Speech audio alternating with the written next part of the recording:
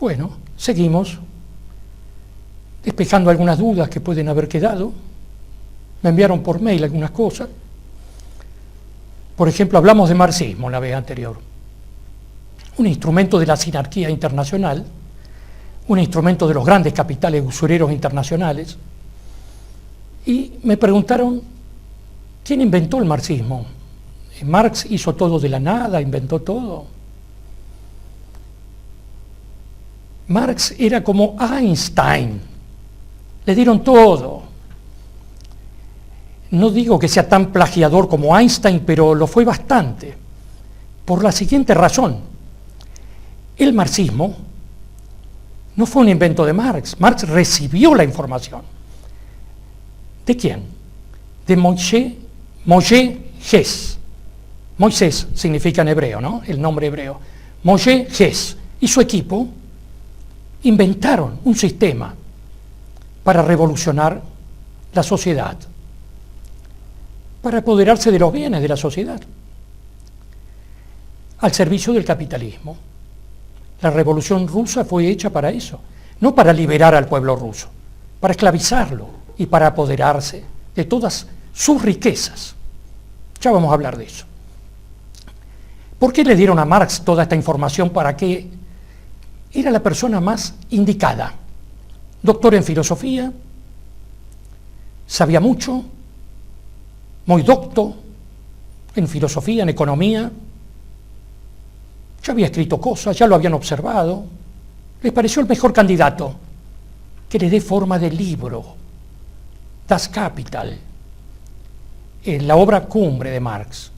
Hay otros también. Los marxistas generalmente leen el Manifiesto Comunista y el Capital, Das Kapital. Pero hay otros libros que hay que leer, que no dejan tan bien parado a Marx y que nos indican quién fue realmente y qué quería. Están las cartas también. Él creería que las cartas las recibía su amigo, su correligionario y terminaba todo. No, hay cartas que se han encontrado y que se consiguen, por más que siempre hay la mano negra de hace miles de años que hace desaparecer cosas que no le convienen a los poderes que rigen la humanidad. Pero el que busca las encuentra. Y ahí se dan cuenta quién fue Marx. Pero recibió toda esa información, le dio forma, estaba realizado, contento, hizo el marxismo, se radicó en Inglaterra. ¿Dónde se puede radicar? Si ahí estaban los que le daban el dinero, los que lo financiaban. Gente que antes de la Revolución Francesa hubo revolucionarios que paraban directamente en la casa de Rothschild, de los banqueros. Ahí se preparaban, en los palacios. Ellos no viven en chozas. Ellos son los futuros dictadores de los países conquistados. En Londres fue a vivir allí. Allí escribía, consultaba la biblioteca inglesa, Museo Británico. Hay mucho texto allí, llevado de muchas partes del mundo, guardado allí, manuscritos interesantes, y ahí armó toda su teoría. Ese fue Marx. ¿Y qué pasó con el marxismo? Fue otro instrumento más de los poderes que desde las sombras y de hace miles de años, 3000 por lo menos, esclavizan y le chupan la sangre a la humanidad. Un instrumento más. El cristianismo fue usado como instrumento, después la masonería y después el marxismo. Posiblemente no hay nada más horroroso para agregar que el marxismo como teoría política, económica, para esclavizar a los pueblos. ¿Qué puede ser peor? Otra teoría no, pero el golpecito final, el golpe final contra la humanidad, no lo va a dar el marxismo. El gobierno mundial futuro, el proyecto de gobierno mundial que hace siglos existe y que paso a paso, utilizando estos instrumentos, como el marxismo, se van acercando cada vez más al éxito de un proyecto, un solo gobierno mundial, una sola religión, una sola ideología, un solo pensamiento, Ahora desgraciadamente le llaman pensamiento único. Es monstruoso ese término. Políticamente correcto es peor. En el mundo futuro, que va a ser una dictadura peor que la bolchevique de Rusia, una cárcel gigantesca, donde el ser humano va a estar totalmente controlado, observado, espiado las 24 horas. Ese gobierno es, según los inventores de estos proyectos, es el final. Ya no es necesario seguir luchando, porque ya han logrado el poder total sobre el mundo, sobre la humanidad. Un solo pensamiento. Todos esclavos, trabajando para ellos.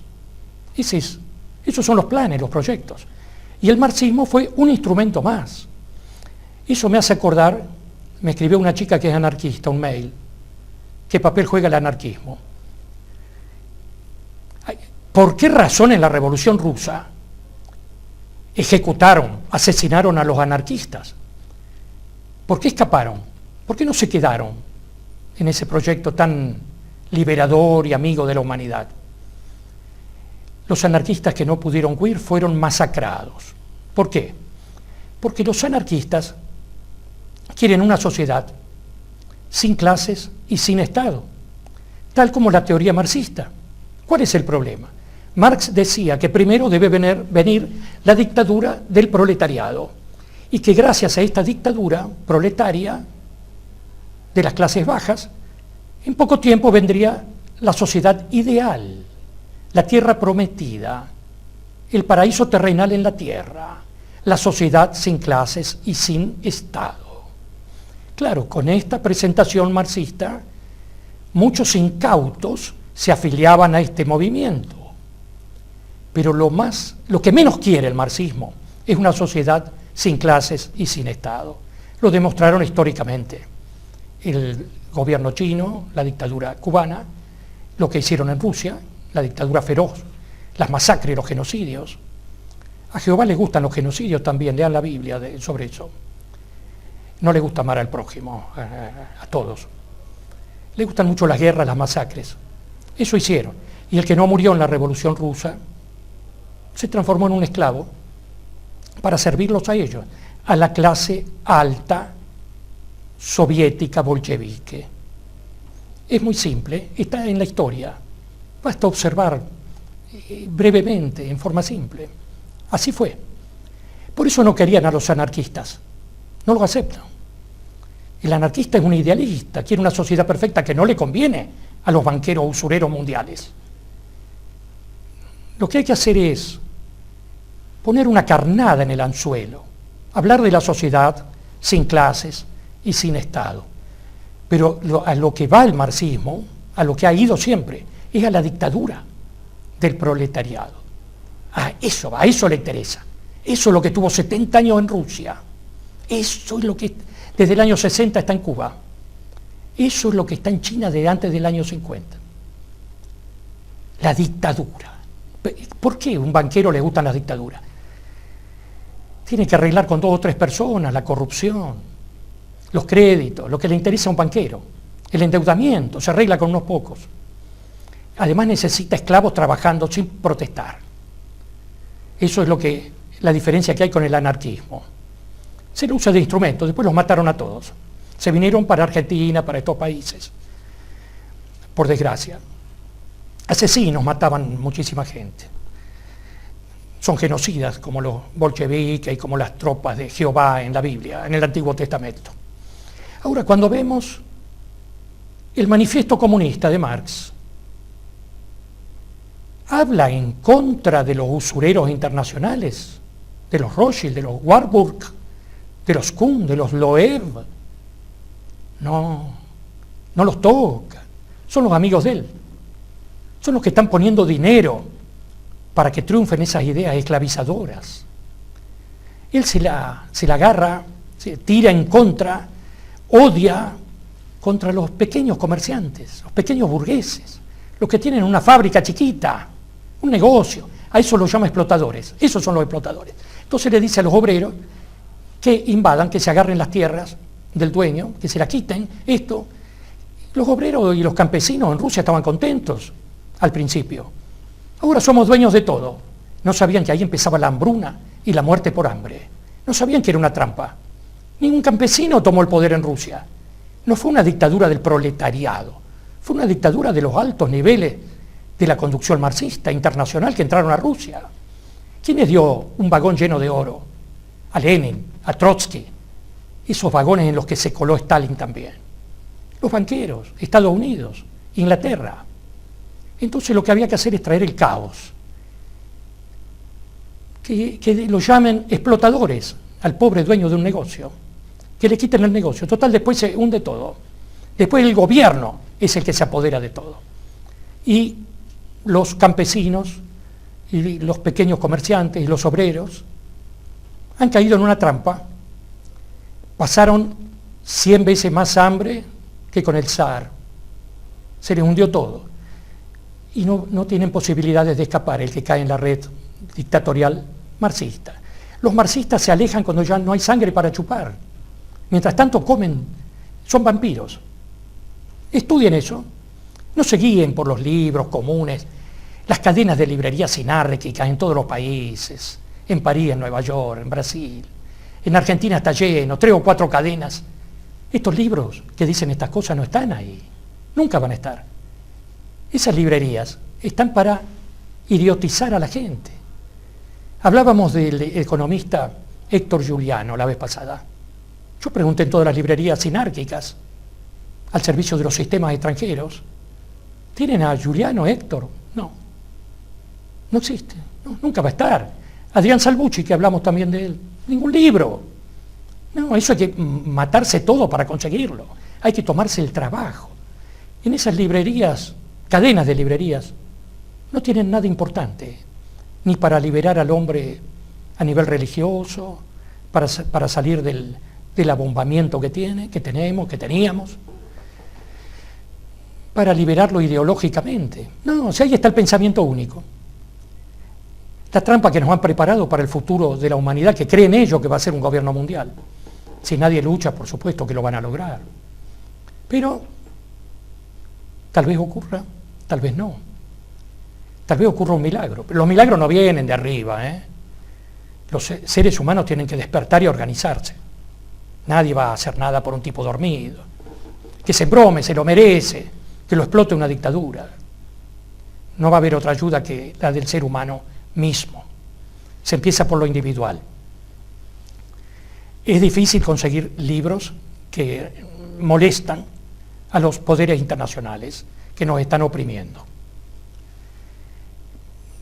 Arriba de las mesas estaba El cementerio de Praga, una novela horrible, adormecedora, aburrida, de Umberto Eco. Ganó millones de euros con eso. Porque ese sí, le dan plata, le dan premios. ¿Para qué vamos a entrar a esa librería? Son un desastre. Vi uno la otra vez que se compró, lo vi en el ómnibus, Umberto Eco, El cementerio de Praga. ¿Qué puede aprender ahí? Está hecho para volver estúpida a la gente, idiota, todo ese tipo de libros. Después los libros de política, todos dicen lo mismo, son aburridísimos. Lo adormecen al hombre, lo vuelven estúpido como la televisión. Qué triste está el mundo. Después, bueno, hablábamos de, yo dije Jorge Giuliano, un error, ¿no? Es Héctor Giuliano, el economista, el especialista investigador sobre deuda externa. No lo dije la otra vez, recordé que está prohibido investigar la deuda ilícita, la deuda falsa, que sigan pagando, aunque ya la hayan pagado. Los créditos los consiguen con las coimas y las comisiones que hay a los gobernantes de turno. Eso empezó con Martínez de Oz, porque la deuda era muy pequeña con la señora María Estela Martínez de Perón. La deuda era chica. De 6.500 millones la llevaron a 32.000 millones. Ahí empieza la bola de nieve que no paró más. Pero arreglaban con unos pocos, le dan comisiones muy altas, endeudaron al país. El plan económico que se aplicó en Argentina, en el gobierno militar, estaba destinado a destruir económicamente a la Argentina. Y fue hecho por la misma gente que hizo el plan económico de Pinochet. Pero a Chile era diferente, los dos planes eran opuestos, el de Jock y el gradualista.